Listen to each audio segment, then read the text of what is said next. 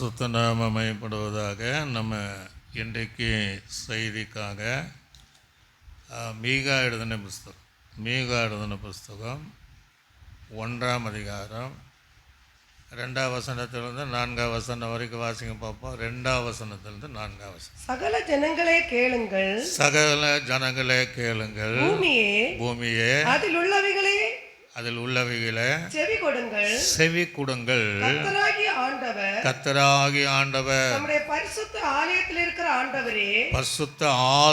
இருக்கிற ஆண்டவரே உங்களுக்கு விரோதமாக சாட்சியாய்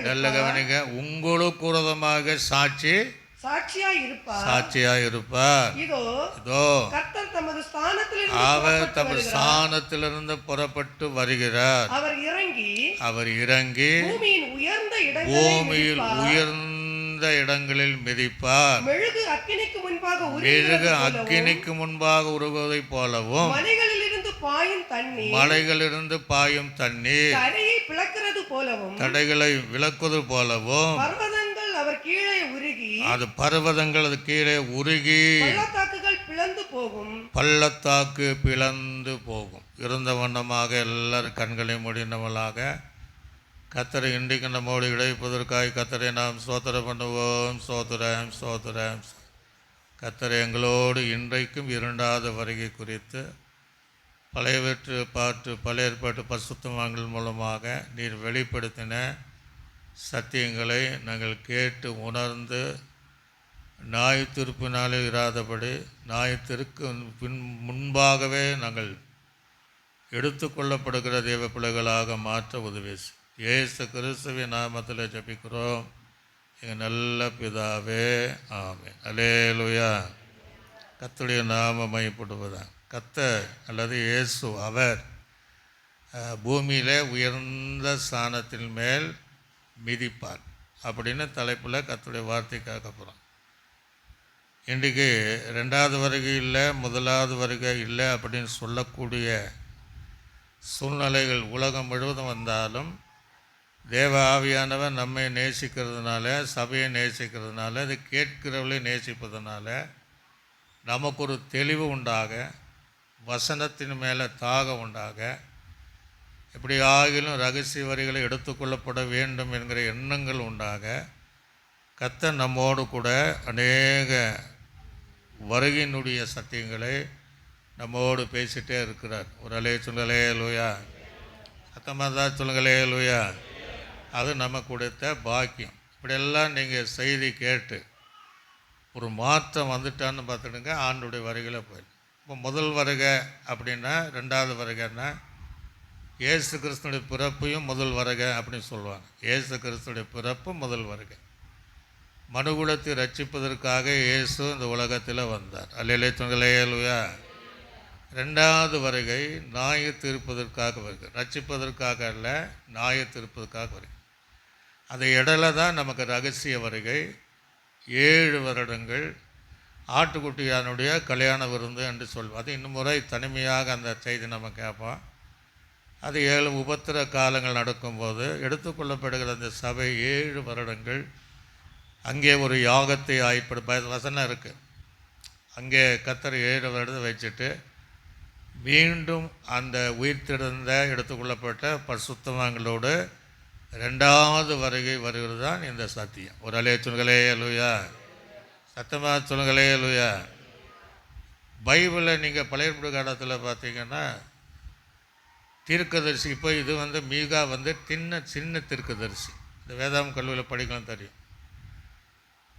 பழைய ஏற்பாடு காலத்தில் எல்லாரும் தீர்க்கதரிசி இருந்தாலும் சில தீர்க்கதரிசி புத்தகம் என்று தனியாக பிரிச்சிருப்பாங்க. அதில் 17 தீர்க்கதரிசிகள் இருக்கிறாங்க. அதில் 5 பெரிய தீர்க்கதரிசிகள். அல்ல சொல்களே இல்லையா. இப்போ 5 அந்த பெரிய தீர்க்கதரிசிகளும் கூட ஆண்டவன் அந்த 2வது வருகை குறித்து நம்ம தியானம் பண்ணோம்.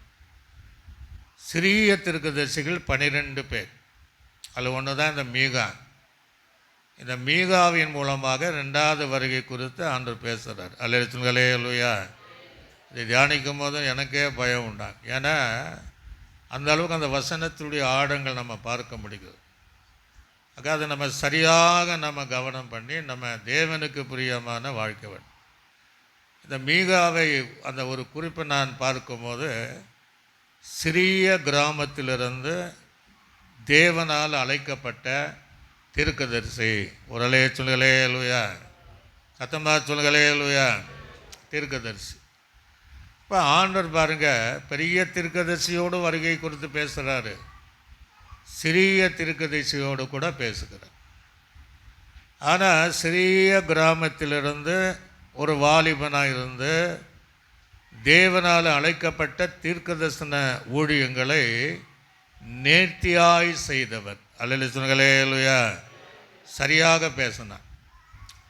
இயேசு கிறிஸ்து பார்த்தீங்கன்னா, அவர் ஒரு சிறிய இடத்திலிருந்து தான் இந்த உலகத்தை ஆளப் போகிறார் என்று அதே மீகா எழுதுகிறார். மீகாவின் புஸ்தகம் 5ஆம் அதிகாரம் 1-2 வசனத்தில் வாசிக்கும் போது வாசித்து பாருங்க. 5ஆம் அதிகாரம், சேனைகளுடைய நகரமே இப்பொழுது தண்டு தண்டாக கூடிக்கொள், நமக்கு விரோதமாக முற்றுகை போடப்படும். இஸ்ரவேலினுடைய நியாயாதிபதிகள் கோலினால் கன்னத்திலே அடிப்பார்கள். யார? இயேசுவை கன்னத்தில் அடிப்பார்கள். எப்பிராத்தா, அப்பேற்பட்ட அந்த தேவன் எப்பிராத்தா எண்ணப்பட்ட பெத்லகேமே, நீ யூதேயாவில் உள்ள ஆயிரங்களுக்குள்ளே. அங்க எழுதுறான் பாருங்க, இவனும் சிறிய கிராமம், சிறியதா இருந்தோம். இஸ்ரவேலை ரட்சிக்கிறவர் அல்ல, நல்ல ஆள போகிறவர். உன்னிடத்திலிருந்து புறப்பட்டு என்னிடத்தில் வருவார். அவர் புறப்படுதல் அநாதி நாட்களாகிய ஒரு அலே சொல்லுகளே லூயா, ஆள போகிறவர். அந்த சிறிய ஆயிரங்களுக்குள்ளே சிறிய இடமாகிய பெத்தைகளிலிருந்து தேவன் எழுப்பி வருகிறார். நியாயத்தீர்ப்புக்கு பின்னாடி ஆளுகை செய்யும்படி இறங்கி வருகிறார் என்று இந்த மீகா எழுதுகிறார். ஆக மீகாவும் இந்த சிறிய கிராமத்திலிருந்து தேவனால் அழைக்கப்பட்ட ஒரு தீர்க்கதரிசியாக இருந்தான். அவன் வாழ்ந்த காலத்தில் இஸ்ரவேலினுடைய ராஜாக்கள் இருந்தாங்க. ராஜாக்களுக்கும் அந்த தீர்க்கதரிசனம் சொன்னான். ஒரு அலைய சொல்லுயா, ஆண்டுடைய நியாயத்தீர்ப்பு உங்கள் மேலே வரும்னு ராஜாக்களை விடலை. இஸ்ரவேல் ஜனங்களை எல்லாருக்கும் அந்த நியாயத்தீர்ப்பு உண்டு என்று தீர்க்கதரிசனமாய் சொன்னவன். அங்கே இருக்கிற உயர்ந்தவர்கள், அதிகாரிகள் என்று சொல்லக்கூடிய ஆசாரிகள் யாராக இருந்தாலும் தேவனுடைய நியாயத்தீர்ப்பு உண்டு என்று தீர்க்கமாக, தெளிவாக, திட்டமாக தேவன் தன்னை ஏற்படுத்தின அந்த ஊழியத்தை சரியாக செய்து முடித்தவன் தான் இந்த மீகா. ஒரு அலைய சொல்லுகளே லூயா, யாருக்கு பயப்படலை. ஒரு வேளை என்ன சொல்லுவாங்கன்னோ ராஜாக்கள், ஆசாரிகள் என்ன செய்வார்கள் என்ன பயப்படாமல் கர்த்தர் சொன்ன வார்த்தையின்படி நியாய தீர்ப்பை குறித்ததான காரியத்தை தீர்க்கதரிசனமாக உரைத்தவன். அவன் அந்த வாழ்ந்த நாட்களில் ஒரு 2-3 காரியம், முக்கியமான காரியத்தை குறித்து அதிகமாக சொல்லணும். அந்த ஜனங்களுடைய அக்கிரமங்கள் நிமித்தம், அந்த ஜனங்களுடைய பாவங்கள் நிமித்தம் இயேசு அல்லது அந்த வருகிறவர் கடுமையான நியாய தீர்ப்பை செய்வார். அல்லேலூயா லூயா, கடுமையான நியாய தீர்ப்பை செய்வார் என்பதை அவன் அந்த இஸ்ரவேல் ஜனங்களுக்கு சொல்லக்கூடிய ஒரு தீர்க்கதரிசியாக இருந்தால் இன்றைக்கு நமக்கு அதுதான் சொல்கிறான். ஒரு ஆளே சொல்லுயா, யாருக்கு பயப்படாத அந்த காரியம் சொல்கிறான். அவருடைய அக்கிரமங்கள் எதை நியாயத்திருக்கிறார்? அக்கிரமங்கள், பாவங்களை நியாயத்திருப்பதற்காக இயேசு 2வது வருகையில் வருகிறார் என்று அவன் எழுதுகிறார். இந்த மீகா என்கிற வார்த்தை எபிரேயர் பதத்தில் நீங்கள் வாசித்து பார்த்தீங்கன்னா மீகாயா அப்படின்னு இருக்கும். இந்த மீகாயா என்பதை சுருக்கமாக மீகா என்று அழைக்கப்பட்டார். ஒரு அலைய சொல்லுகளேலூயா, எப்படி அழைக்கப்பட்ட மீகாயா என்பதற்கு எபிரேயர் வார்த்தை அது சுருக்கமாக அழைக்கப்படுவதற்கு மீகா என்று அவர் அழைக்கப்பட்டார். எனக்கு நிறைய பேர் அப்படித்தான் அந்த முந்தின காலத்தில் எப்படி கூப்பிடுவாங்கன்னா, அம்மாவை மதர்ன்னு கூப்பிடுவாங்க, இல்லைன்னா அம்மானு கூப்பிடுவாங்க. இப்போ அவங்க அதே சுருக்கிட்டாங்க, மா அப்படின்னு கூப்பிட்டாங்க. அம்மானு கூப்பிடுறதில்ல, மதர்னு கூப்பிடுறதில்ல. எப்படி கூப்பிட்டாங்க? மான்னு கூப்பிடுவாங்க. ஃபாதர்னு கூப்பிடுவாங்க, அப்பான்னு. இப்போ டாடு. என்னது? டாடு. நம்ம ஆளுங்க எல்லாம் சுருக்கி தள்ளிட்டாங்க. மேடமுக்கு இந்த டீச்சர், இந்த பசங்களை கேளுங்க, மேடம் இருங்க, மேம் அப்படிம்பாங்க. இன்னும் போக போக மேப்பாக மாறிடும். அப்போ அர்த்தமில்லாத நம்ம என்ன செய்கிறோம், அது டைப் ரைட்டிங்கில் ஷார்ட் ஹேண்ட்னு சொல்லுவாங்க. அப்படி பேரை அர்த்தம் இல்லாமல் மாற்றிடுறோம். போக போக நீ எப்படி வருதுன்னு தெரியல. ஆனால் இங்கே பேர் மாற்றப்பட்டாலும் அது அர்த்தத்தோடு பேர் மாற்றுது. ஒரு அலையா அந்த மீகா என்பதற்கு ஒரே ஒரு அர்த்தம் தான் சொல்லியிருக்கு, ஆனால் 1000 சத்தியங்கள் இருக்குது. மீகா என்பதற்கு கர்த்தரை போல ஒருவரும் இல்லை. அல்லேலூயா. தேவனை போல ஒருவரும் இல்லை. ஒரே ஒரு வார்த்தை தான், ஆனால் 1000 சத்தியங்கள் அந்த ஒரு வார்த்தையில் இருக்குது. சொல்லப்போனால் நம்ம தேவனை போல இந்த உலகத்தை சிருஷ்டித்தவர் வேறு யாரும் கிடையாது. அல்லேலூயா. நாம் பார்க்குற அந்த வான பூமியும் இயற்கைகள் எவ்வளோ அழகாக இருக்கு இல்லையா? அதை சிருஷ்டித்த நம்முடைய தேவனை போல வேறு யாரும் கிடையாது. அல்லது நம்மை அவருடைய சாயலாய் படைத்தார். நம்மை மிருகங்களாகவோ அல்லது பார்ப்பதற்கு அருவருப்பாக படைக்காமல் அவருடைய சாயலாய் படைத்தாருன்னா, அவர் மனிதனை தன் சாயலாய் படைத்த அந்த தேவனை போல ஒருவரும் இல்லை. அல்லேலூயா. அந்த தேவனை போல தன் ஜனத்தை ஆசீர்வதிக்கிறவர் நம்முடைய தேவனை போல ஒருவரும் இல்லை. நம்முடைய தேவனை போல தன் ஜனங்கள் ஜெபங்கள் ஏறெடுக்கும் போது அதை கேட்டு பதில் செய்கிற நம்முடைய தேவனை போல ஒருவரும் இல்லை. அல்லேலூயா. அப்போ நம்மை ஆபத்து காலத்தில் நோக்கி கூப்பிடும்போது எந்த சூழ்நிலை நாம் கூப்பிடுக்கிறோமோ அதிலிருந்து நமக்கு விடுதலை தருகிற அந்த தெய்வத்தை போல வேறும் யாரும் கிடையாது. அல்லேலூயா. நம்மை தேற்றுகிற இயேசுவை போல வேறு யாரும் கிடையாது. நம்மை பலப்படுத்துகிற தேவனை போல வேறு யாரும் கிடையாது. நமக்கு உதவி செய்யக்கூடிய தேவனை இந்த இயேசுவை போல ஒருவரும் கிடையாது. நாம் விழுந்து போனாலும் நம்மை தூக்கி எடுக்கும்படியாக கரங்களை நீக்கி தூக்கி எடுப்பார். இந்த இயேசுவை போல தெய்வத்தை போல ஒருவரும் கிடையாது. ஒரு அலையா சத்தமாக சொல்லுங்களேலூயா. எத்தனை பாவங்கள் செய்தாலும் இயேசுவை போல மன்னிக்கிற சுபாவமுள்ள இயேசுவை போல வேறு தெய்வமே வேறு யாருமே கிடையாது என்பதை அந்த அர்த்தத்தை எழுதுறான். நாம் பாவம் செய்யும்போது பலிகளினால் பாவ நிவர்த்தி ஆகாமல் இயேசுவே நமக்காக பலியாகி அதை சிலுவை சுமந்த நமக்காக ஜீவனை விட்டார். அந்த இயேசுவை போல யாரும் இல்லை. ஒரு சொல்லுங்களேலூயா. சத்தமாக சொல்லுங்களேலூயா. அந்த இயேசுவை போல மனுகுலத்தை ரட்சிப்பதற்கு எந்த பாவியானாலும் மன்னித்து துன்மார்க்கானாலும் மன்னித்து அவரை ரட்சிப்புகள் நடத்துவதற்கு அந்த இயேசுவை போல யாருமே கிடையாது. அவரை போல அன்பு பாராட்டுகிற தெய்வம் அவரை போல கிடையாது. இப்படி ஆண்டவரை குறித்து நாம் சொல்லிட்டே போகலாம். அவரை போல அழகுள்ள தெய்வம் அவரை போல யாரும் கிடையாது. ஒருவேளை இன்னும் சொல்லலாம், நமக்காக ஒரு ராஜ்யத்தை கட்டுகிறாரு, அவரை போல ஒரு தேவன் இல்லை. ஒரு அலையா சபை எடுத்துக்கொள்ளும்படி வருகிறாரு மத்திய ஆகாயத்தில், அந்த தேவனை போல மணவாட்டி எடுத்துக்கொள்ள வருகிறார். இயேசுவை போல யாரும் இல்லை. ஆனால் அதே சமயத்தில் அவரை போல 2வது வருகிற நியாய தீர்ப்பிலும் அவரை போல யாரும் இல்லை. ஒரு அலையா அதை நாம் புரிஞ்சிடணும். நியாய தீர்ப்பதற்கு 2வது வரை தண்டிப்பதற்காக அந்த இயேசுவை போல யாரும் இல்லை என்பதை அறிந்து அதனுடைய அர்த்தம் தேவனை போல கர்த்தர் போல யாருமே இல்லை என்கிற அர்த்தம். ஒரு அலையா. இப்போ இந்த வசனத்தை நீங்கள் வாசிங்க. சகல ஜனங்களே கேளுங்கள். நல்ல கவனி. ஃபஸ்ட்டு சொல்கிறாரு, எப்பா சகல ஜனங்களே நான் சொல்கிறத என்ன செய்யுங்க, கேளுங்க. ஒரு அலையா. அப்போ இந்த சகல ஜனம் என்பது என்ன? சகல ஜனம் என்பது எங்கெல்லாம் கூப்பிட்டுருக்கிறார். அது யாரை குறிக்கிறது, எந்த விதத்தில் அப்படி சொன்னார் என்பதை அறிந்து கொண்டால் நமக்கு பிரயோஜனமாக இருக்கும். நீங்கள் எடுத்து வாசிங்க. முதல் சொல்கிறார், இப்போது நான் சொல்கிறேன் பாருங்க, நான் பேசுகிறேன்னா சகல ஜனங்களே, ஒரு அலைய சொல்களே இல்லையா, இந்த சபையில் இருக்கிற கூட்டத்தை சகல ஜனங்களே அப்படின்னு. பெரிய கன்வென்ஷன் மைதானம் இருந்தால் அது லட்சக்கணக்காக வருவாங்க.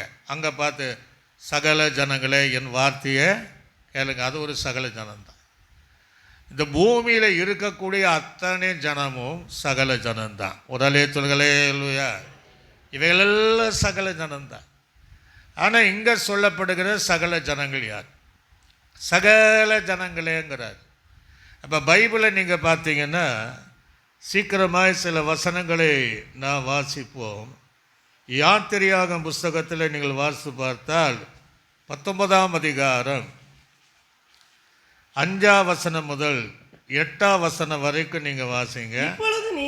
இப்பொழுது நீங்கள் என் வாக்கை நல்ல கவனிங்க. இப்பொழுது என் வாக்கை உள்ளபடி கேட்டு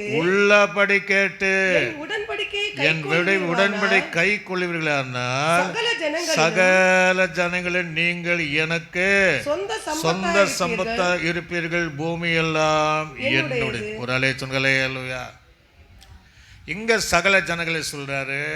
எப்பா நீ என் சத்தத்தை கேட்டு என் உடன்படிக்கு சொல்லப்படுகிற உண்மையின்படி நடந்தால் எகிப்தில் இருக்கிற சகல ஜனங்களை பார்க்கிறோம். அல்ல சொல்லுங்களே அல்லையா, சத்தமாக சொல்லுங்களே அல்லையா, உங்களை நான் ஆசீர்வதிப்பேங்கிறார். அப்போ இது எதை நம்ம என்ன சொல்கிறாரு, உலகத்தில் இருக்கிற எகிப்தியாக இருக்கிற இந்த உலகத்துக்குள் இருக்கிற சகல ஜனங்களை பார்க்கிறோம். ஒரு அலைய சொல்லுங்களே அல்லையா, அந்த ஜனங்களை பார்க்கலும் இங்கே உடன்படிக்கை கை கொள்ளுவீர்களானால் நீங்கள் எனக்கு சொந்த சம்பத்தாய் இருப்பீர்கள், பூமியெல்லாம் என்னுடையது. அடுத்தது, நீங்கள் எனக்கு ஆசாரிய ராஜ்யமும் பரிசுத்த ஜாதியமாய் இருப்பீர்கள் என்று நீ இஸ்ரவேல் பற்றி சொல்ல வேண்டிய வார்த்தைகள் என்றார். மோசே வந்து ஜனங்களை மூப்பரை அழைப்பித்து கர்த்தர் தனக்கு கற்பித்த வார்த்தைகள் எல்லாம் அவளுக்கு முன்பாக சொன்னான். அதுக்கு ஜனங்கள் எல்லாரும் ஏகமாய் கர்த்தர் சொன்னவர்கள் எல்லாம் செய்வோம் என்று பிரதியுத்தரம் சொன்னார்கள். ஜனங்கள் சொன்ன வார்த்தை மோசே கர்த்தரிடத்தில் தெரிவித்தார். அந்த சகல ஜனங்களிலும் ஒரு ஜனத்தை தெரிந்து கொண்டாரு. அந்த ஜனத்தை தான் இங்கே சகல ஜனங்களேங்கிறார். ஒரு அலே சொல்களே அல்லையா, இஸ்ரவேல் ஜனங்கள் தான் சொல்கிறார், பாவம் செய்த ஜனங்கள் தான் சொல்கிறார். இங்கே மோசேக்கு சொன்ன அந்த எல்லா உடன்படிக்கை மீறிட்டாங்க, ஆண்டுடைய வார்த்தையை இப்போ மீறிட்டாங்க, ஆண்டோட வார்த்தையின்படி நடக்கலை. அந்த ஜனத்தை ஆண்டவர் அழைக்கிறார், சகல ஜனங்களே கேளுங்கள். ஒரு அலைய சொல்களே இல்லையா. அப்போ நீங்களும் நானும் அந்த இடத்துல இராதபடி இயேசு வரும்போது அந்த சகல ஜனங்களை பார்க்கக்கூடிய இடங்களிலே நாம் இருக்கணும். அதனால்தான் உலகத்திலிருந்து நம்மை சகல ஜனங்களை பார்க்கணும். அவருக்கென்று ஒரு சகல ஜனத்தை தேவன் நம்மை சொந்த சம்பத்துக்களாக ராஜாக்களும் ஆசாரிகளாக இருக்கும்படி தேவன் நம்மை தெரிந்து கொண்டார். அல்ல சொல்களே அல்லையா. இதை நாம் புரிந்து கொள்ள வேண்டும். இன்னும் நீங்கள் பார்த்தீங்கன்னா அதே யாத்திரையாகமம் 19ஆம் அதிகாரம் அங்கே 11ஆம் வசனத்தில் வாசிக்கும் போது 19-11 நாளைக்கு ஆயத்தப்பட்டிருக்க கடவீர்கள். 3ஆம் நாளைக்கு என்ன செய்யணும், இஸ்ரவேல் ஜனங்கள் சொல்றாங்க, சுத்திகரிக்கணும், ஆயத்தமாகப்பட்டிருக்க கடவீர்கள். 3ஆம் நாளில் கர்த்தர் சகல ஜனங்களுக்கும் பிரத்யட்சமாக. இந்த ஜனம் யாரு? இஸ்ரவேல் ஜனம். ஒரு அலைய சொல்லுங்களே அல்லையா. இப்போ அவங்க சகல ஜனமாக மாறிட்டாங்க. அந்த எகிப்தில் இருக்கிற சகல ஜனங்களை பிரித்தெடுத்து இந்த ஜனம்தான் சகல ஜனங்களாக இஸ்ரவேல் ஜனங்கள் மாறினார்கள். அங்க என்ன சொல்றாரு வாசிங்க. கர்த்தர் சகல ஜனங்களுக்கும் பிரத்யட்சமாக சீனாய் மலையின் மேல் இறங்குவார். சீனாய் மலையின் மேல் இறங்குவார். ஜனங்களும் ஜனங்களுக்கு சுற்றிலும் ஜனங்கள் சுற்றிலும் நீ ஒரு எல்லை குறித்து ஒரு எல்லை குறித்து அவர்கள் மலையில் ஏறாதபடி போதும். அது கீழெல்லாம் நமக்கு நல்லா தெரியும். இந்த ஜனம் பிளிச்சமாக தேவனை பார்த்த ஜனம். ஒரு அலைய சொல்லுங்களே லூயா, சத்தமாக சொல்லுங்களே லூயா. தேவனுடைய ஜனம்தான், தேவனுடைய பிள்ளைகள் தான். அதான் அங்கே சொல்றாரு சகல ஜனங்களேங்கிறார். இயேசுவுக்கு பின்னாடி நடந்தவங்க தான், இயேசுவை தரிசித்தவர்கள் தான், ஆண்டவருடைய பிரசன்னத்தை உணர்ந்தவர்கள் தான். தூரத்தில் அந்த சீனாய் மலையில் இறங்கின அக்னியை பார்த்து இஸ்ரவேலருடைய பார்வையை பட்சிக்கிற அக்னி போல அன்றைக்கே அது தோன்றிருக்கு.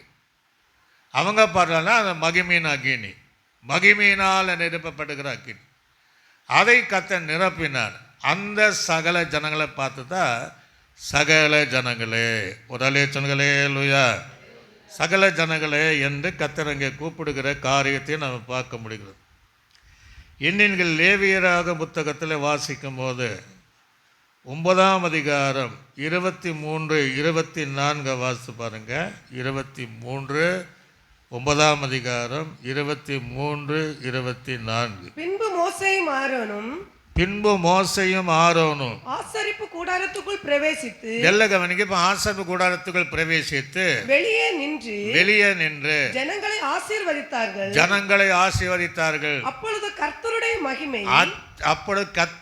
மகிமை சகல ஜனங்களுக்கும் காணப்பட்டது. அன்றியும் கர்த்தருடைய சந்நிதியிலிருந்து அக்கினி புறப்பட்டு பலிபீடத்தின் மேல் இருந்த சர்வாங்க தகன பலியும் கொழுப்பையும் எரித்து விட்டது. இப்படி நம்ம பார்க்கிறோம். ஆண்டுடைய மகிமை அந்த ஜனங்கள் மேல தங்கினது. ஒரு அலையத்துங்களே அல்லையா. இவர் செலுத்தின எல்லா பலிபீடத்தை, அந்த பலிகளை அங்கீகரிக்கும்படியாக அந்த பலியின் மேல அக்கினி இறங்கி பச்சித்த அந்த ஜனத்தை தான் சொல்றார் சகல ஜனங்களே அப்படிங்கிற. 2வது வருகையிலே சகல ஜனங்களும் கர்த்தர் கூட்டி சேர்ப்பார். நிறைய வசனங்கள் இருக்கு, நம்ம இன்னும் நிறைய பேச வேண்டியிருக்கு. அதை நம்ம 1 மணி நேரத்துக்குள்ளே முடிக்கணும். இப்போ நீங்கள் மத்தேயு சுவிசேஷம் 25ஆம் அதிகாரம் அதில் 32வது வசனத்தில் இருந்து நீங்கள் வாசித்து பார்த்தால் 25 அப்பொழுது சகல ஜனங்களும் இங்கே நல்லங்க கவனிங்க. இப்போ உங்களுக்கு நல்லா சகல ஜனங்களும் அவருக்கு முன்பாக சேர்க்கப்படுவார்கள். மெய்ப்பனானவன் செம்மறியாடுகளையும் வெள்ளாடுகளையும் வெவ்வேறாக பிரிப்பதை போல அவர் அவர்களை பிரித்து. ஒரு அலைச்சொல்களே சகல ஜனங்களையும் கடைசி நாட்களை பிரித்து அதை செம்மறி வெள்ளாட 2ஆக பிரிப்பார். அதை பிரித்து சகல ஜனங்கள் சொல்கிறார். இந்த வெள்ளாடு செம்மறியாடுன்னு என்ன அர்த்தம்னா, செம்மறியாடு தான் விசுவாசிகள். இந்த வெள்ளாடுனால ஒரு பிரயோஜனம் இருக்காது. ஒரு அலையச்சுங்களே இல்லையா. இந்த செம்மறி ஆடு பார்த்திங்கன்னா அந்த முடி வளர வளர வளர அதை ஆசாரியனுக்கு கொடுத்துட்டே இருக்கும். ஒரு அலையச்சுங்களே இல்லையா. அதை கொடுக்குற பழக்கம் அதுக்கு. ஆசாரியன் அதை வளர விட மாட்டான். குறிப்பிட்ட காலம் வந்த உடனே அதை வெட்டிகிட்டே இருப்பான். அது பால் கொடுக்கும், குட்டியும் கொடுக்கும். ஏன் என்ன வெட்டுறான்னு சொல்ல முடியாது. சில நேரங்கள் வெட்டும்போது காயங்கள் ஏற்படும். அதையும் அதை தாங்கி அதோடைய சுபாவமே கொடுக்குற சுபாவம். அல்ல சொல்லுங்களே இல்லையா. இந்த வெள்ளாடு மொட்டையாக இருக்கும், அதனால் ஒன்றுக்கும் உதவாததுனால அது கீழே எழுதுறாரு இல்லையா. செம்மறி ஆடுக்கு என்ன சொல்கிறாரு, நான் தாகமாக இருந்தேன், நீங்கள் எங்களுக்கு தண்ணீர் கொடுத்தீங்க. நான் பசியாக இருந்தேன், எனக்கு ஆகாரம் தந்தீங்க. நான் வஸ்திரம் இல்லாமல் இருந்தேன், எனக்கு வஸ்திரம் தந்தீங்க. நான் காவலில் இருந்தேன், என்னை பார்க்க வந்தீர்கள். ஒரு அலைய சொல்களே இல்லையா. அப்படி சொல்கிறாரு. அந்த ஒரு பிரித்த ஒரு கூட்டத்தை எப்போ நாங்கள் அவங்க பார்த்தோம், எப்போ நீங்கள் தாகம் இல்லாமல் இருந்த அப்போ சொல்கிறாரு, இந்த சிறியவில் ஒருவனாய் எதை செய்தீர்களோ எனக்கே செய்தீர்கள். ஒரு அலே சொல்லுங்களே லூயா. அப்போ பக்கத்தில் இருக்கிற ஊழியக்காரர் சொல்கிறார், ஆனால் அவங்களுக்கு அந்த நியாயத்திற்கு பின்னாடி உலகம் உண்டான கொண்டு உங்களுக்காக ஆயத்தமாக்கப்பட்டிருக்கிற இந்த பரலோக ராஜ்யத்தில் நீங்கள் என்ன செய்யுங்க, பிரவேசியுங்கள். ஒரு அலே சொல்லுங்களே லூயா. ஆக அந்த சகல ஜனங்களும் கூட்டிப்படுகிறது ரெண்டாவது வருகை, பகிரங்க வருகை. எடுத்துக்கொள்ளப்பட பரிசுத்தவான்கள் அவங்களோடு வந்துடுவாங்க. அதுக்கு பின்பு ரட்சிக்கப்படுகிற கூட்டம் இஸ்ரவேல் ஜனங்கள் ரட்சிக்கப்படணும். உபதர காலத்தில் நிறைய பேர் ரட்சிக்கப்படுவாங்க. அவங்க தேவனுக்கு பிரியமாக இருப்பாங்க. அடுத்த கூட்டத்தை நீங்கள் பார்த்தீங்கன்னா வெள்ளாட சொல்கிறாரு, நான் பசியாக இருந்தால் ஒன்றுமே தரல, நீங்கள் எதுவும் தரல அப்படின்ட்டு கடைசி இந்த வசனத்தில் அவர் சொல்கிறார் பாருங்க. அவங்க எப்போ கொண்டாந்தான் சொல்லுவாங்க, அப்பொழுது அவர்களும் அவருக்கு பெற்றோருமாக 44வது வசனம் வாசிங்க. அவர்களும் அவருக்கு பிரதித்திரமாக, ஆண்டவரே உம்மை பசி உள்ளவராகவும் தாகமுள்ளவராகவும் அந்நியராகவும் வஸ்திரமில்லதாகவும் வியாதிப்பட்டவராகவும் காவலில் அடைக்கப்பட்டவர்களாகவும் எப்பொழுது கண்டு உமக்கு உதவி செய்யாது இருந்தோம் என்பார்கள். அப்பொழுது அவர்கள் பிரதித்திரமாக, மிகவும் சிறியவளாகிய இவர்களில் ஒருவனுக்கு நீங்கள் எதை செய்யாதிருக்கிறீர்களோ அதை எனக்காக செய்யாது இருந்தீர்கள் என்று மெய்யாக சொல்லுகிறேன் என்றார். அந்தபடி இவள் நித்திய ஆகின அடையும்படி, நீதிமான்கள் நித்திய ஜீவனை அடையும்படி போவார்கள் என்றார். ஒரு அலே சொல்லுங்களே அல்லையா. ரெண்டாவது வருகை சொல்றார். இப்படி தேவனுக்கு பிரயோஜனம் இல்லாமல், சபைக்கும் பிரயோஜனம் இல்லாமல், ஏதோ அங்கே நடக்குது என்கிற பாரம் இல்லாமல், செம்மறாடி உள்ளவர்களுக்கு அந்த பாரம் இருக்கும். என்ன, எங்கள் சபைக்கு நிறைய தேவை இருக்கு, என்ன செய்ய, அங்கே ஒரு குடும்பத்தை தேவன் நமக்காக தந்திருக்கிறாரு, என்ன செய்யன்னு பாரத்தோடு கூட தேவன் வைத்திருக்கிற சத்தியத்தின்படி கொடுக்குற தேவ பிள்ளைகளை, அது சாட்சியாக இருக்கிற தேவ பிள்ளைகளை கடைசி நாளில் நித்திய ஜீவனுக்கென்று தேவன் தெரிந்து கொள்வார். அலே சொல்லுங்களே லூயா, சத்தமாக சொல்லுங்களே லூயா. அதனால் சகல ஜனங்களை அங்கே கூட்டி சேர்க்கிற ஒரு காரியத்தை நம்ம பார்க்க முடியும். இப்போ நீ மீகா எழுதின தீர்க்கதரிசி புஸ்தகத்தில் ரெண்டாவது ஒரு காரியம் சொல்கிறார், சகல ஜனங்களேங்கிறார். ரெண்டாவது என்ன சொல்கிறாரு, பூமியே சீக்கிரம் வாசிக்கணும். ஒன்னா ஜனங்களே கேளுங்க, ஞாயிற்று கேளுங்கப்பா அப்படிங்கிற, கேளுங்க பூமியே அதில் உள்ளவைகளே ஒரு அலே சொல்லுங்களே அல்லையா. இப்போ பூமியை பார்க்குறாரு, பூமியே அதில் உள்ளவைகளே செவி கொடு. ஏன் ஆண்டவர் பூமியோட பேசுகிறார்?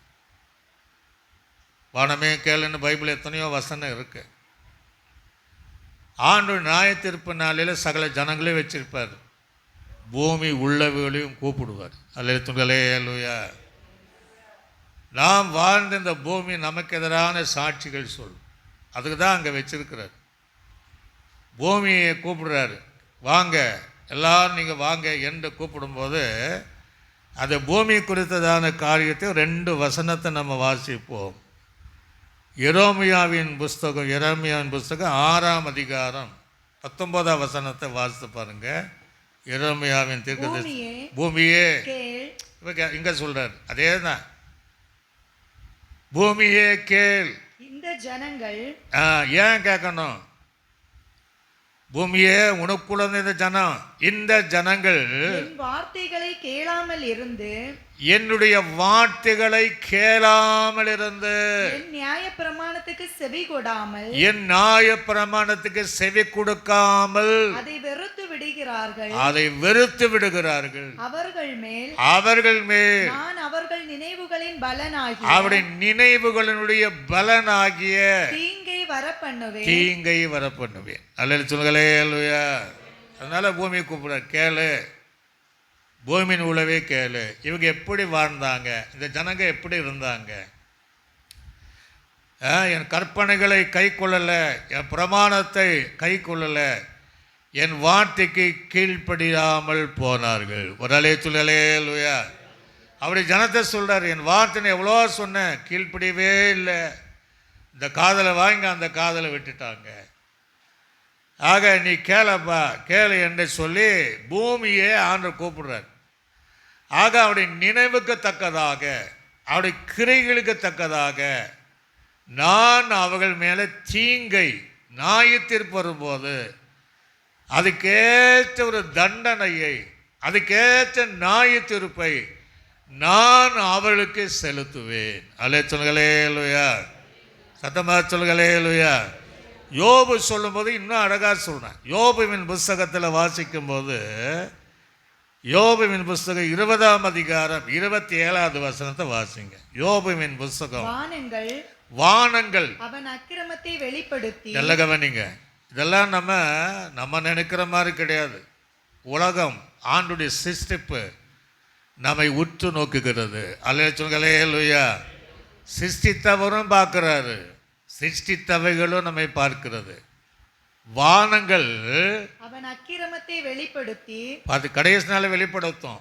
வானங்கள் ஜனங்கள் செய்த அக்கிரமத்தை வெளிப்படுத்தி, பூமி அவனுக்கு விரோதமாக எழும்பும். பூமி அவனுக்கு விரோதமாக எழும்புமா. ஒரு ஆளே சொல்லுங்களேலூயா, சத்தமாக சொல்லுங்களேலூயா. ஆக வானங்கள் ஜனங்கள் செய்கிற அக்கிரமங்கள் எல்லாம் நியாயத்தீர்ப்பில் வெளிப்படுத்தும். இந்த பூமி தேவனுடைய வார்த்தைக்கு கீழ்ப்படியாத, சாட்சி இல்லாத, பரிசுத்த நடக்கை இல்லாதவர்களுக்கு விரோதமாக, அப்படின்னு அர்த்தம், அவங்களுக்கு விரோதமாக சாட்சி சொல்லுன்னு அர்த்தம். ஒரு அல்லேலூயா. இதுதான் 2வது வருகையிலே நடக்கக்கூடிய ஒரு காரியம் என்பதை அறிந்து, அதுக்கு தான் ஆண்டு கூப்பிடுறாரு, பூமியை கூப்பிடுறாரு.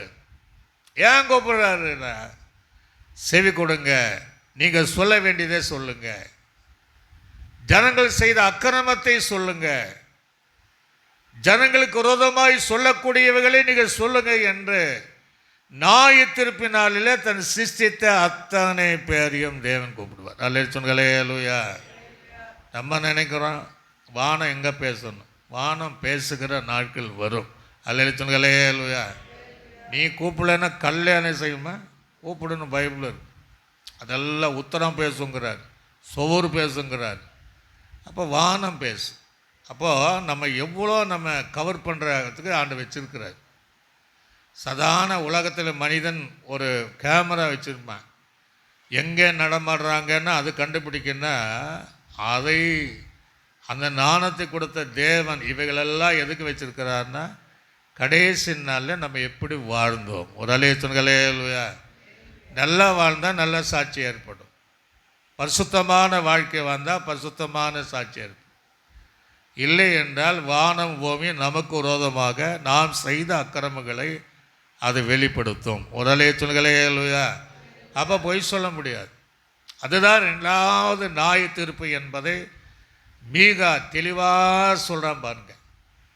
ஆகவே அதுக்கெல்லாம் சாட்சி கொடுக்கணும். இதுக்கு மிஞ்சி பாருங்க, இதை தாண்டி இன்னொரு காரியம் இருக்குது, அதை நீங்கள் வாசித்து பாருங்கள். மீகாவதில் நீங்கள் வாசித்து பாருங்கள். மீகாவினுடைய 1ஆம் அதிகாரம் 2-3 வசனத்தை வாசிங்க. சகல ஜனங்களே கேளுங்கள், கேளுங்கள், பூமியே அதில் உள்ளவைகளை செவி கொடுங்கள். எதற்கு செவி கொடுங்கள்? ஆண்டு கேட்பாரு.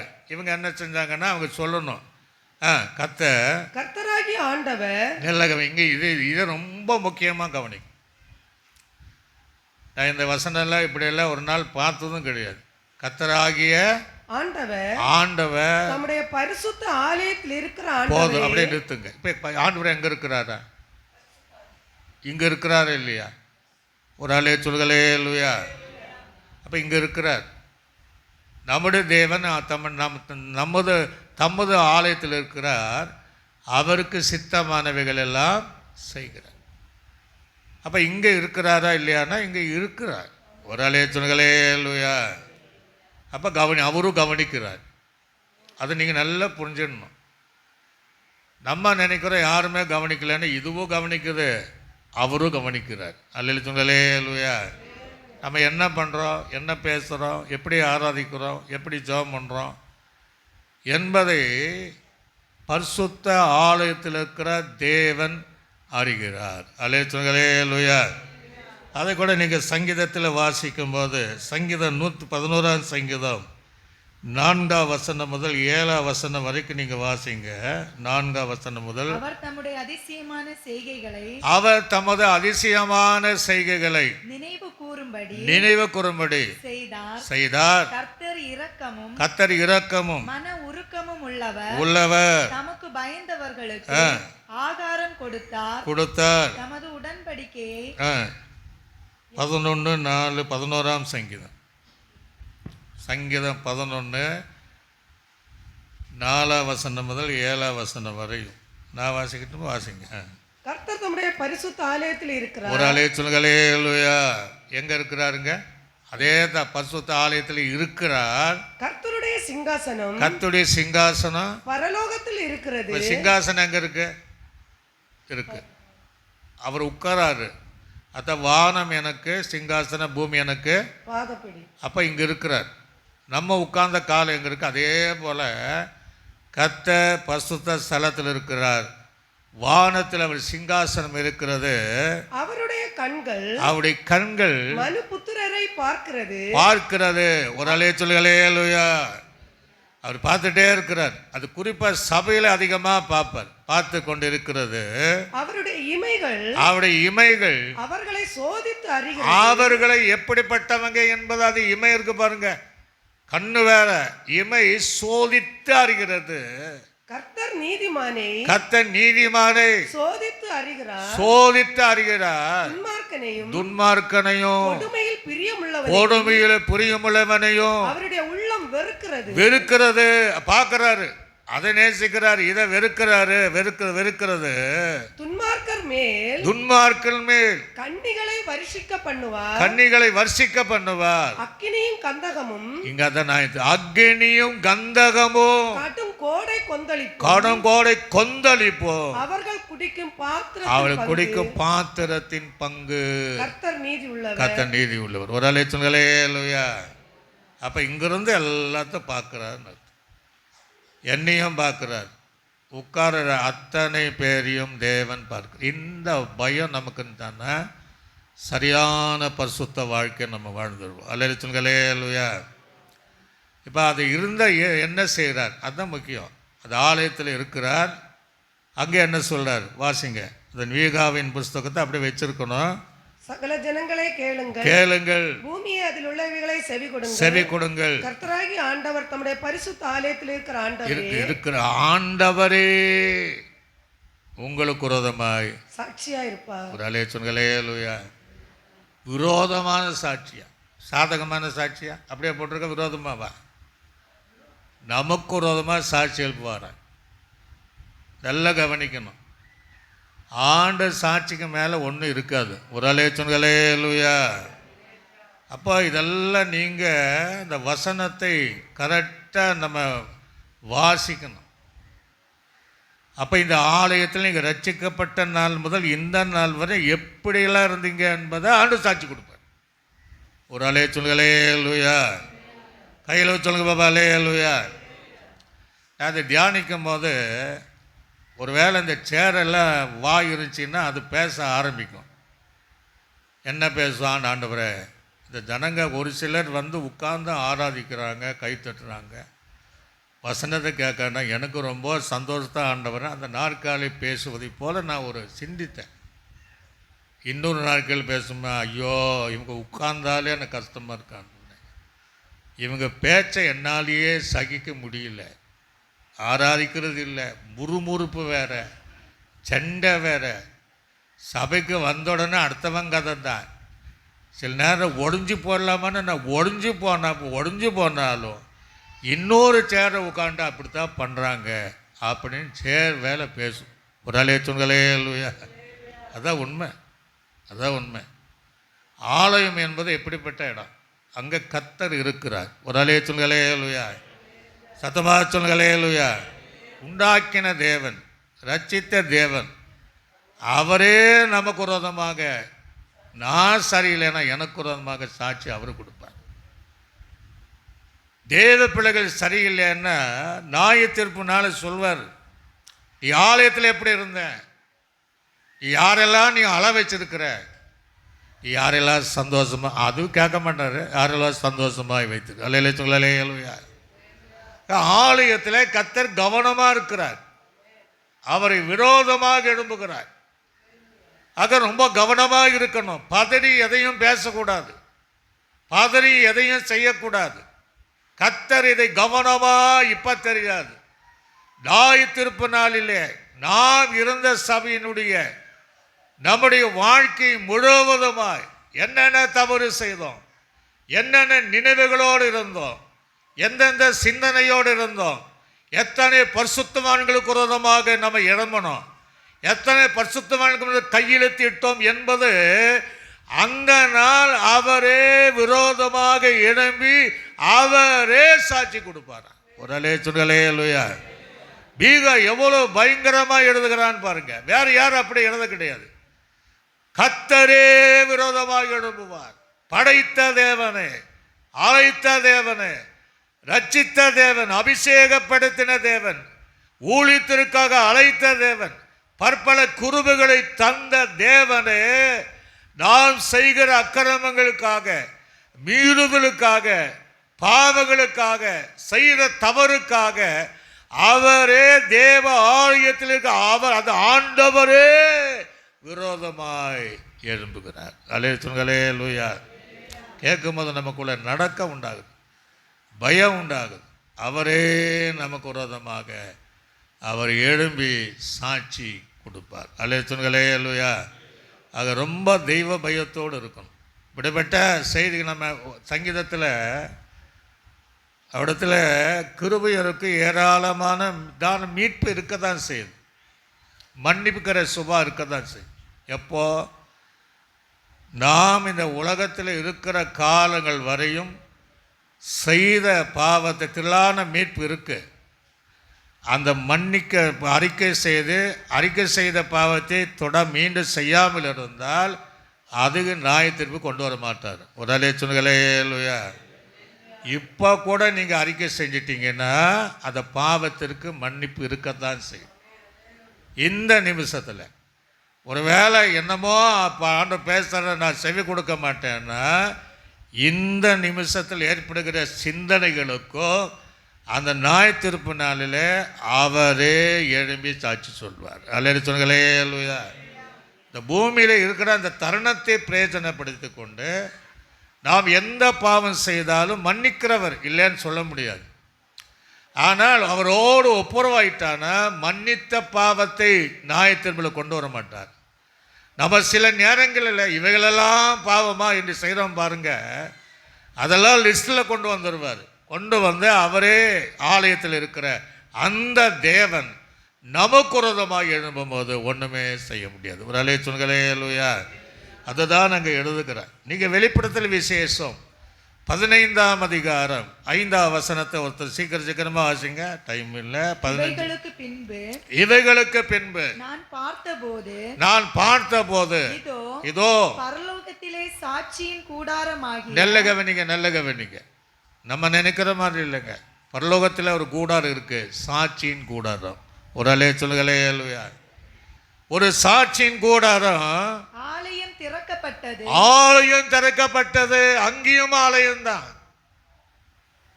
திறக்கப்பட்டது. அந்த ஆலயத்திலிருந்து 7 வாதைகளுடைய அப்படி 7 தூதர்களும் சுத்தமும் பிரகாசமான போதும். அப்ப இந்த வசனம் என்னன்னா, பரலோகத்தில் சாட்சியின் கூடாரம் இருக்கிறது. அல்லேலூயா. கூடாரம்னா ஆசிரியர் கூடாரம் போல இருக்கும். ஆனால் அங்கேயும் அந்த யோபு அழகா சொல்ற, என்னுடைய சாட்சி பரலோகத்தில் இருக்கு. அல்லேலூயா.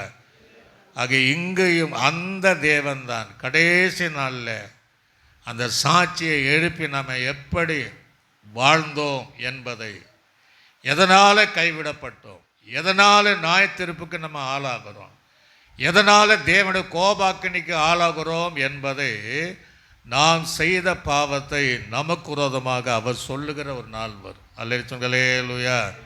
சத்தமாக தான் சொல்லுங்களே லூயா. நீங்கள் வெளிப்படத்தில் விசேஷம் 22ஆம் அதிகாரத்தை நீங்கள் திருப்பிக் கொள்ளுங்க. 22ஆம் அதிகாரம் அதில் 16வது வசனத்திலிருந்து நீங்கள் வாசித்து பாருங்க. சபைகளில் இவைகளை உங்களுக்கு சாட்சியாக அறிவிக்கும் அதான் சொல்றாரு. இதெல்லாம் நம்ம சொல்லணும். சபைகளில் இதை உங்களுக்கு சாட்சியாய் அறிவிக்கும்படிக்கு இயேசுவாகிய நான் என் தூதனை அனுப்பினேன். நான் தாவீதின் வேரும் சந்ததியும் பிரகாசமுள்ள விடிவெள்ளி நட்சத்திரமாய் இருக்கிறேன் என்றார். ஆவியும் மனவாட்டியும் வா என்கிறார்கள். கேட்கிறவனும் வா என்பானாக. தாகமாய் இருக்கிறவன் வரக்கடவன். விருப்பமுள்ளவன் ஜீவ தண்ணீரை இலவசமாய் வாங்கிக் கொள்ள கடவன். இந்த புஸ்தகத்தில் இப்ப நல்ல கவனிங்க. என்ன சாட்சி எழுப்புவாரு? இந்த புஸ்தகத்துள்ள தீர்க்கதரிசன வசனங்களை கேட்கிற யாவரும் நான் சாட்சியாக எச்சரிக்கிறதாவுங்கிறார். ஒரு அலே சொல்லலையா? அவரே சாட்சியா நான் இருக்கிறேன். இந்த வசனத்தை நீங்க எப்படி கேட்கணும், வேதத்தை எப்படி கையாளணும், எச்சரித்து சொல்லுகிறதாவது, ஒருவன் இவைகளோடு எதையாகிலும் கூட்டினால் இந்த புஸ்தகத்தில் எழுதியிருக்கிற வாதைகளை தேவன் எப்போ நியாய தீர்ப்பில் அனுப்புவார். ஒருவன் இந்த தீர்க்கதரிசன புஸ்தகத்திலிருந்து வசனத்திலிருந்து எதையாகிலும் எடுத்து போட்டார், ஜீவ புஸ்தகத்திலிருந்தும் பரிசுத்த நகத்திலிருந்தும் இந்த புஸ்தகத்தில் எழுதப்பட்டிருந்தும் அவருடைய பங்கை தேவன் எடுத்து போடுவார். இவைகளை சாட்சியாக அறிக்கிறவன் மெய்யாகவே நான் சீக்கிரமாய் வருகிறேன். ஆமென். கர்த்தராகிய இயேசுவே வாரும். கடைசி நாளில் இவளெல்லாம் சொல்லிட்டு அந்த தேவாலயத்தில் ஜனங்கள் செய்தவைகளை சொல்வதற்காகவே தேவனே அவர்களுக்கு சாதகமாக அல்ல, அது புரிஞ்சிடணும், அனுகூலமாக அல்ல, அவளுக்கு உதவி செய்யும்படியாக அல்ல, அவளுக்கு விரோதமாக எழுப்புகிறார். அல்லேலூயா. கேட்கிற தேவ பிள்ளை தெய்வ பயத்தோடு வாழ கற்றுக்கொள்ளும். ரட்சிக்கப்பட்ட பிள்ளைகள் முன்மாதிரி உள்ளவளாக இருக்க வேண்டும். ஒரு ஆஃபீஸுக்கு போனால் எப்படி இருக்கணும் எல்லாருக்கும் தெரியும். ஒரு உயர்ந்த அதிகாரிகள் எப்படி இருக்கணும், மௌனமாக இருப்பாங்க. தேவாலயத்தில் அதை காட்டில உயர்ந்தவர் இருக்கிறார். ஒரு அலேலுயா. அந்த பயத்தோடு நாம் இருக்கும்போது இந்த நியாய தீர்ப்புக்கு நம்ம தப்பித்து கொள்ளலாம். ஒரு அலேலுயா. இல்லைன்னா அவரே நமக்கு விரோதமாக நம்ம செஞ்சதை நம்ம மறந்துருப்போம். ஐயோ எனக்கு ஞாபகம் விட்டு போச்சு. ஆனால் எல்லாவற்றையும் இந்த ஞாபகத்தில் கொண்டு வந்து நிறுத்திடுவார். அலேலுயா.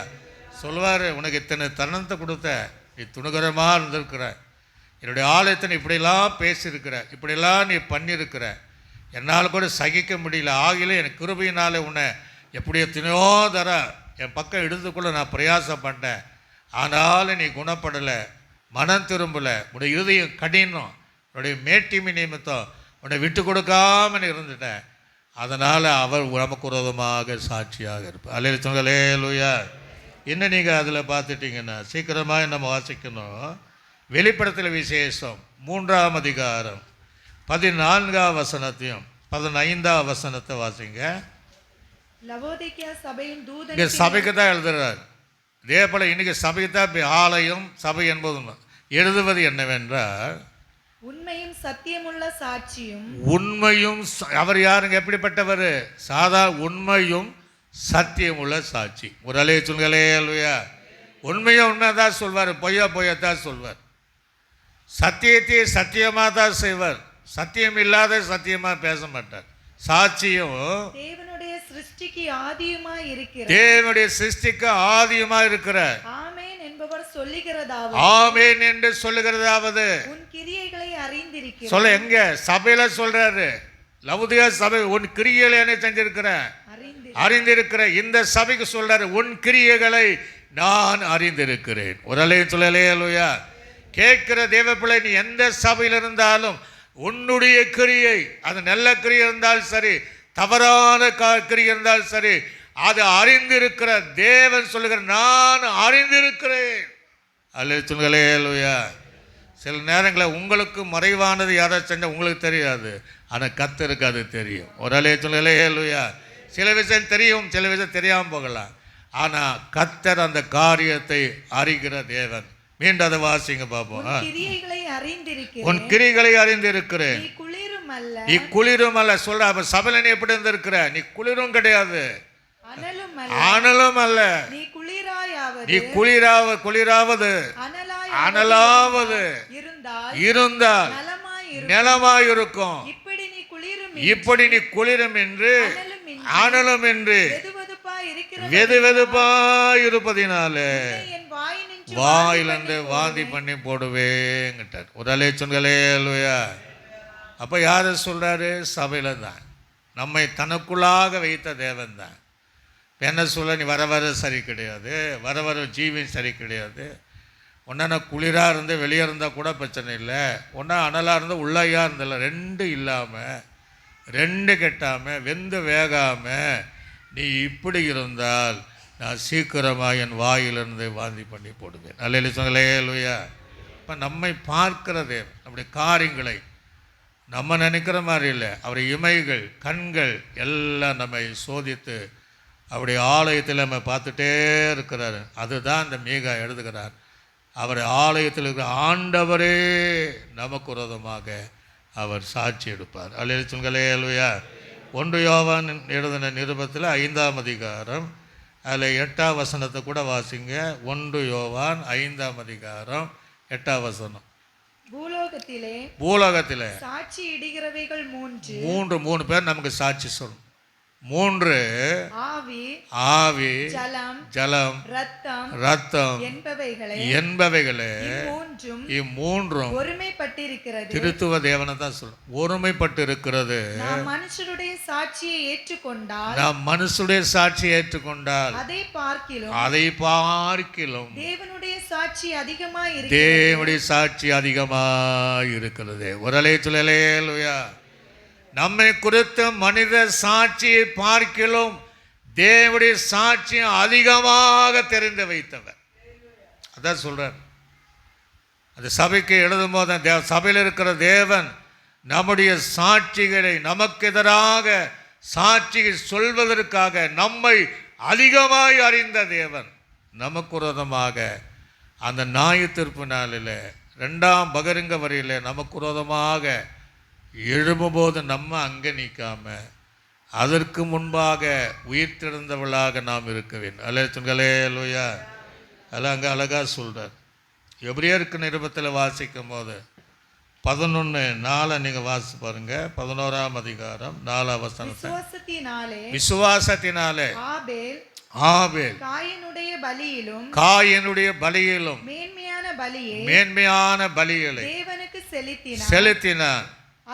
அதனால சாட்சி பெற்றார். நல்ல கவனிங்க, யாரிடத்துல? தேவனிடத்துல சாட்சி பெற்ற.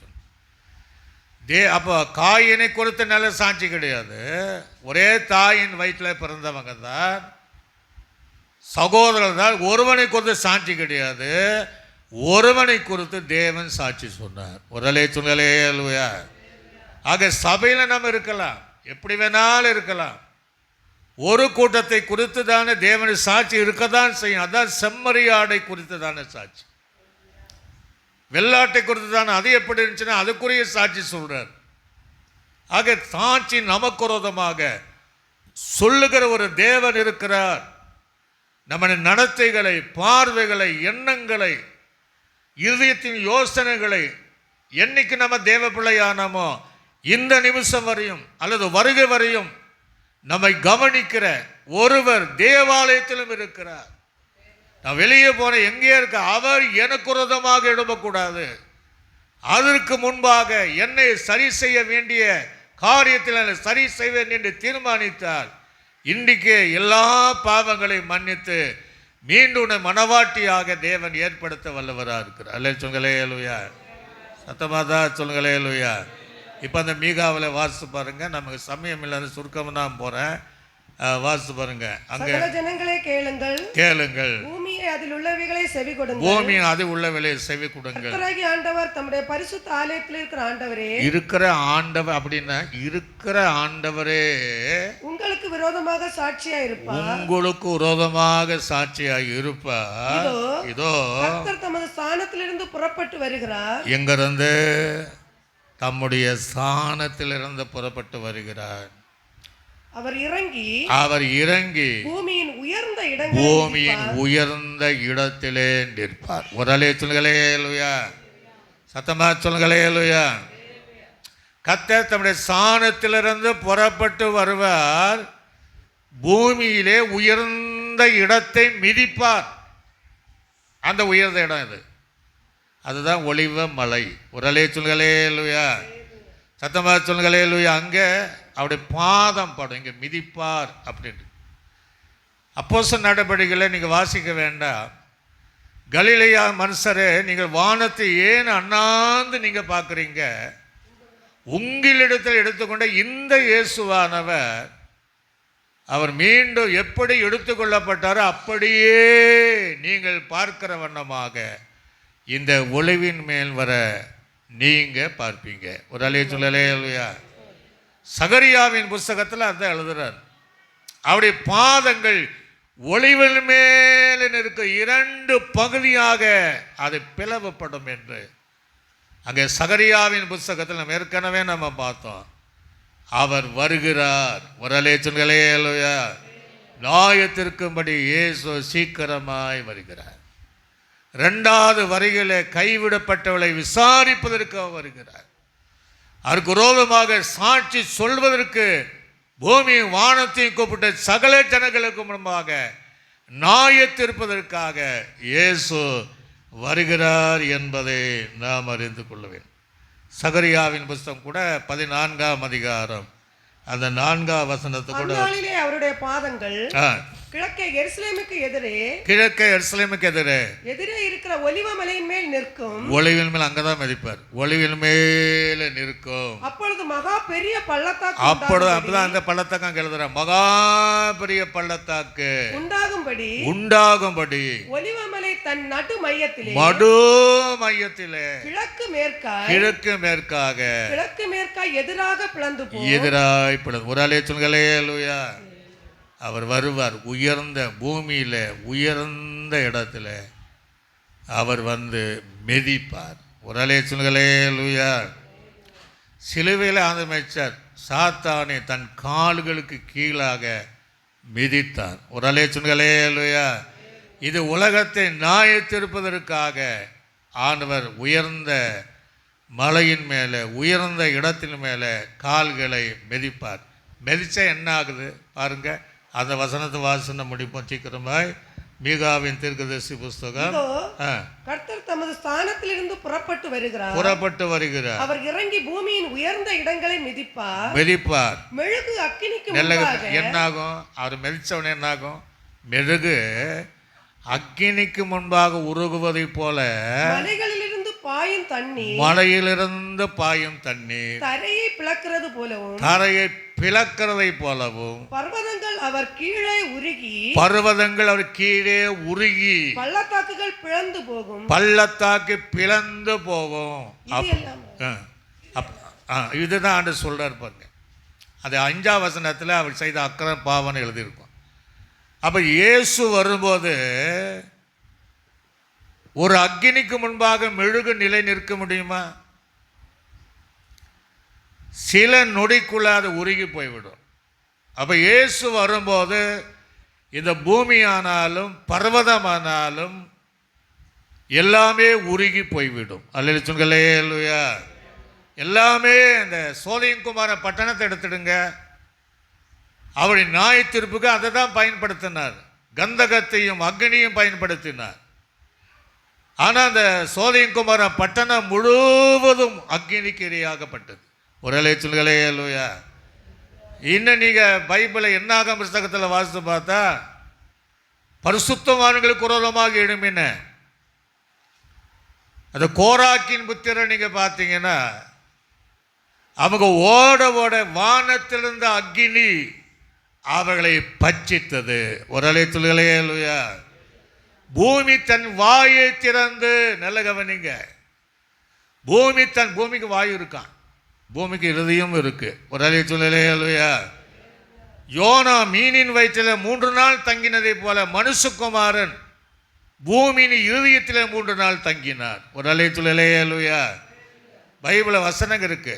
அப்போ இந்த பூமியாக வாயை திறந்து தேவனுக்கு கீழ்ப்படியாதவனை, அந்த மோசே ஆரோனுக்கு விரோதமாக எழும்பினவனை ஆண்டு சொல்றாரு, இது நான் ஒரு வித்தியாசமா பண்ணிடுவேன் அப்படி என்று அந்த பூமி அவர்களையும் குடும்பத்தாரையும் அது சேர்ந்த அத்தனை பொருட்களையும் மற்றவருடைய கண்கள் காண அந்த பூமி விழுங்கினது. தப்பி ஓடினவர்களை தேவன் அக்னியினால் அழித்தார். ஒரு அலை சொல்லுங்களேலூயா. இதே போலதான் கடைசி நாட்களிலும் இந்த பூமியானது வெந்து உருகி போகும். அவருக்கு முன்பாக எதையும் நிற்க முடியாது. அந்த வெளிச்சத்திற்கு முன்பாக, அது கோபத்திற்கு முன்பாக பூதலங்கள் எல்லாம் வெந்து உருகி போகும் என்று வேதம் சொல்லுகிறது. அதுதான் நியாயத்திற்கு பின்பாக தேவன் செய்கிற ஒரு காரியம். ஒரு அலை சொல்லலையா? அதுக்கு பின்னாடி தான் புதிய வானம் புதிய பூமி. இப்போ 2 வசனத்தை நான் வாசித்து நான் முடிக்க போகிறோம். எசேக்கியேலின் புஸ்தகம் 20ஆம் அதிகாரம் 45ஆம் வசனம் முதல் 50ஆம் வசனம் வரைக்கும் வாசிங்க. எசேக்கியேலின் புஸ்தகம். கர்த்தருடைய வார்த்தை எனக்கு உண்டாகி, கர்த்தருடைய வார்த்தை எனக்கு உண்டாகி, அவர் மனுபுத்திரனே, நீ உன் முகத்தை தென் திசைக்கு நேரே திருப்பி தெற்குக்கு விரோதமாக, அதுக்கு விரோதமாக உன் வசனத்தை அதுக்கு விரோதமாக ஆசீர்வாதங்களை பொழிந்து, தென்புறமான வயல்வெளியின் காட்டுக்கு விரோதமாக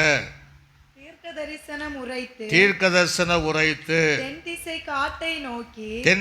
காற்றை நோக்கி கர்த்தருடைய வார்த்தையை கேள்.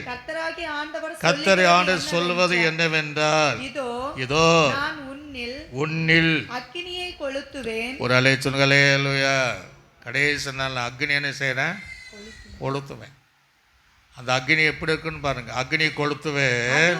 பச்சையான சகல மரங்களை, அது உன்னிலே உள்ள செடுமையான பச்சைன்னா எல்லா பச்சையான சகல மரங்களையும், பட்டுப்போன சகல மரங்களையும் பச்சிக்கும் ஜுவாலிக்கிற ஜுவாலை அவிக்கப்பட மாட்டாது. உடலை சொல்லுங்களேலூயா. அந்த அக்னியை யாராலும் என்ன செய்ய முடியாது, அவிக்கப்படும். சில அமெரிக்கா மற்ற இதெல்லாம் வருஷக்கணக்காக அந்த தீயை அவங்களால் அணைக்க முடியல. கர்த்தருடைய நியாய தீர்ப்பில் அவர் அனுப்புகிற அக்னியை எந்த மனுஷனாலும் அவிக்க முடியாது. ஒரு அலை சொல்லுங்களேலூயா. அதுக்கு என்ன சொல்றாரு வாசித்து பாருங்க. தெற்கு துவங்கி வடக்கு மட்டும் தேசம் எங்கும் அதனால வெந்து போகும். கர்த்தராகிய நான் அதை கொளுத்துவேன் என்பதை எல்லா மாம்சமும் காணும். அது அவிக்கப்படுவதில்லை என்று கர்த்தர் சொல் என்றார். ஒரு அலேலுயா போதும். அப்போ தேவனுடைய அக்கினி கோபமாக வருகிற அக்கினி. அக்கினிக்கு முன்பு மெழுகு பள்ளத்துக்கு மலைகள் உருகி அந்த பள்ளத்தாக்கின் வழியாக உருகி போவதை போல உருகி போகும். ஆனால் அந்த இடத்துல நம்ம நிற்கக்கூடாது. ஒரு அலேலுயா. நான் அந்த ரகசிய வரையில் ஆண்டவருக்குள்ளாக எடுத்துக்கொள்ளப்படுகிற தேவ பிள்ளையாக இருக்கணும். நீங்கள் 2 பேரில் கூட நீங்கள் வாசித்து பார்த்தீங்கன்னா 2 பேருக்கு நிருபம் 3ஆம் அதிகாரம் அதை வாசித்து நான் முடிப்போம். 2 பேருக்கு நிருபம் 3ஆம் அதிகாரம் 10ஆம் வசனம் முதல் 13ஆவது வசனம் வரையும். கர்த்தருடைய நாள் இரவிலே திருடன் வருகிறதமாய் வரும். எப்போ சொல்லிட்டு வர மாட்டார். திருடன் வருகிறத வரும். அப்பொழுது வானங்கள் மட மட மடவென்று அகன்று போகும்.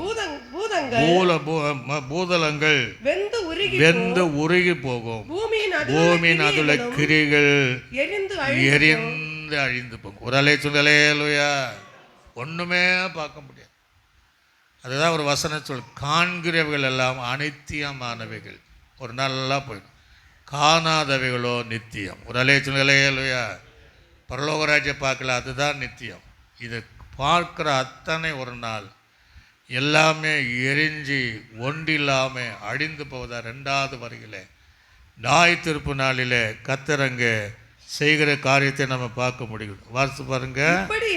இப்படி இவைகள் எல்லாம் அழிந்து போகிறதா இருக்கிறபடியால் நமக்கு சொல்றாரு, நீங்கள் எப்படிப்பட்ட சாதாரண வாழ்க்கை அல்ல, எப்படிப்பட்ட பசுத்த நடக்கையும் தேவ பக்தியா இல்லை உள்ளவளாய் இருக்க வேண்டும்ங்கிறார்.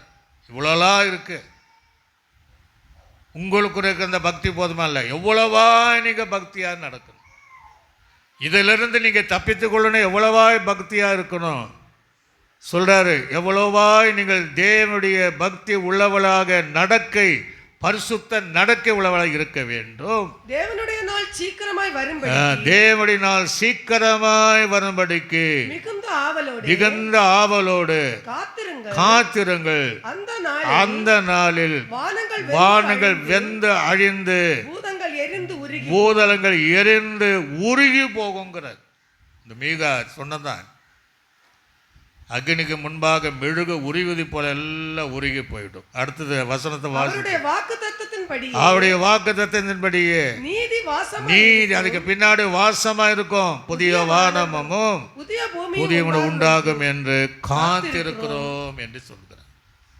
அங்க தேவ பிள்ளைகள் நம்ம நிற்கிற பேசுகிற நானானாலும் நீங்களானாலும் நம்ம ஒருத்தர் பார்க்குறாரு, ஆலயத்தில் இருக்கிறாரு, வானம் நம்மை பார்க்கிறது, பூமி பார்க்கிறது, பரலோகத்திலும் சாட்சியிடுகிறவர்கள் மூவர், பூலோகத்திலும் சாட்சியிடுகிறவர்கள் மூவர். ஒரு அலைச்சுங்களையா யார் நமக்கு பொய் சாட்சி சொன்னாலும் நல்ல நம்ம சரியாக இருந்தால் அந்த சாட்சி சொல்லக்கூடிய வருவாங்க. அப்போ இன்றைக்கு நீங்கள் தீர்மானம் பண்ணுங்க, இனி இந்த ஆலயத்தில் நீங்கள் எப்படி இருக்கணும். ஏன்னா இங்கே இருக்கிறாரு, நல்லதாக இருந்தானா அதை நான் எடுத்துறாரு, நம்ம சபை ரகசியங்களை எடுத்துடுவார். அப்போ சாட்சி கொடுப்பார். இவங்க ரட்சிக்கப்பட்ட நாளிலிருந்து இந்த சேரில் இருந்து என்னை ரொம்ப ஆராதித்தாங்க, என்னை கனப்படுத்தினாங்க, உற்சாகமாக இருந்தாங்க, எனக்கு கொடுக்க வேண்டிய விஷயத்தில் நல்லா கொடுத்தாங்க, நான் அனுப்பின ஊழியனுக்கு கீழ்ப்படிந்தாங்க, அவ்வளோ ஆலோசனை கேட்டாங்க. அது ரகசிய வரி. ஒரு அலையா அதை அழைத்துக்கொள்வார். அது கைவிடப்பட்டான்னா நமக்கு விரோதமாக நம்ம என்னென்ன மறைமுகமாக வெளியில் தப்பு செய்தோமோ அவரே இடம்னா நம்ம தப்பித்து கொள்ள முடியாது.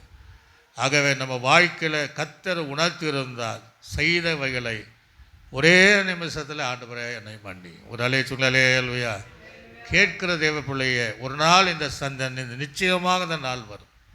இந்த நாள் வருவதற்குள்ளாக நான் தப்பித்துக்கொள்ள, தேவ கோபாக்கடிக்கு தப்பித்துக்கொள்ள, ரெண்டாவது வரைக்கும் தப்பித்துக்கொள்ள, ரகசிய வரிகளுக்கு நம்ம எடுத்துக்கொள்ளப்பட இன்றைக்கு நம்ம அர்ப்பணிக்க போகிறோம். எல்லாரும் அப்படி எழுமி நின்று ஆண்டுடைய சமூகத்தில் நாம் ஒப்பு கொடுத்தோம். மிக ஒரு பெரிய தீர்க்கதரிசியாக இருந்தால் கர்த்தருடைய வார்த்தைகளை சரியாக ராஜாக்களானாலும் ஆசாரியானாலும் இஸ்ரவேலில் உயர்ந்த பதிவில் இருந்தவர்களான இன்றைக்கு போல ஆளுநர்களை போல அந்த நாள் இருந்தவளானாலும் தைரியமாய் அவங்க செய்த பாவத்தையும் துன்மார்க்கத்தையும் அதுக்கு ஏற்ற கொடிய நாய் தீர்ப்பு, கடுமையான நாய் தீர்ப்பு உண்டு என்று சரியாக சொன்னான். ஆண்டோட ரெண்டாவது வரைக்கும் வரப்போவது என்று தெளிவாக எழுதினார். அவர் பூமியில் உயர்ந்த இடத்தில் மேல் அவருடைய பாதங்கள் மிதிக்கும். சகல ஜனங்களே பூமியை கேள், கர்த்தர் தம்முடைய ஆலயத்தில் உன்னை இருக்கிற ஆண்டவரே நமக்கு விரோதமாய் சாட்சி சொல்வார். மெழுகுக்கு முன்பாக அக்னி உருகி போவதைப் போல எல்லா பூமிகள் எல்லாம் வெந்து உருகி போகுமா. கர்த்தர் உங்களோடு தான் பேசுகிறார், கர்த்தர் என்னோடு தான் பேசுகிறார். கேட்கிற தேவ பிள்ளைய, இன்றாகிலும் ஒரு வாழ்க்கையில் ஒரு மனமாற்றம் வரட்டும். நடந்தவைகள்லாம் தேவ சமூகத்தில் சங்கீதத்தில் திரளான மீட்பு, திரளான மன்னிப்புண்டு. இடத்துல இனிய ஆண்டவரே, நான் சபையில் இருக்க வேண்டிய ஸ்தானத்தில் நான் இருக்க போகிறேன். தேவனை எப்படி ஆராதிக்கணுமோ என்னை பார்க்கிறவர் ஒருத்தர் இருக்கிறார் என்று நான் உணர்ந்து அறிந்த, அதுவே நீங்களே எனக்கு எதிராக சாட்சி எழுப்பிட்டா என்னால் ஒன்றும் பண்ண முடியாத ஆண்டவரே என்று சொல்லி எல்லாம் ஒப்பு கொடுத்து நாம் சோத்திரம் பண்ணுவோம். சோத்திரம் சோத்திரம் சோத்திரம் சோத்திரம். பிதாவாகிய தேவனை நாம் சோத்திரம் பண்ணுவோம். சோத்திரம். கர்த்தராகிய இயேசு கிறிஸ்துவை நாம் சோத்திரம் பண்ணுவோம். சோத்திரம்.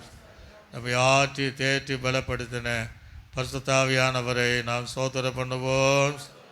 நல்ல ஆண்டவரே, மீண்டும் மீகா தீர்க்கதரிசியின் மூலமாக 2வது வருகை எப்படியெல்லாம் இருக்கும், அது தேவனே ஆலயத்தில் இருக்கிற தேவனை விரோதமாக சாட்சி சொல்வார் என்கிற வார்த்தையை நாங்கள் கேட்டு நாங்கள் அஞ்சி தேவனுக்கு நடக்க கேட்கிற பிள்ளைகளும் போகக்கூடிய சபைகளில் தேவாலயத்தில் அது உண்மையுள்ளவளாக இருந்து இந்த ரகசிய வரிகளை எடுத்துக்கொள்ளப்பட உதவி செய்யும். சபையாரையும் நாங்கள் ஒப்பு கொடுக்குறோம்.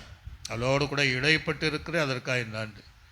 இயேசு கிறிஸ்துவின் நாமத்தில் ஜெபிக்க நல்ல பிதாவே, ஆமென். என் ஆத்துமாவே கர்த்தரே, என் முழு உள்ளமையோட பரிசுத்த நாமத்தை என் ஆத்துமாவே கர்த்தர் செய்த சகல புகழ் மறவாதே, ஆமென். கர்த்தராகிய கிருபையும் பிதாவாகிய தேவனுடைய அன்பும் பரிசுத்தாவியனுடைய அந்நிய ஐக்கியம் சந்தோஷ சமாதானம் நம் அனைவரோடும் சகல பரிசுத்தரோடும் ஆண்டவராக இயேசு கிறிஸ்து வருகை பரிந்தோம் சதா கால எண்ணெய் நம்மோடு கூட இருப்பதாக. அல்லேலூயா அல்லேலூயா அல்லேலூயா. கர்த்தர் உங்களுடைய யாவரையும் ஆசீர்வதிப்பார்.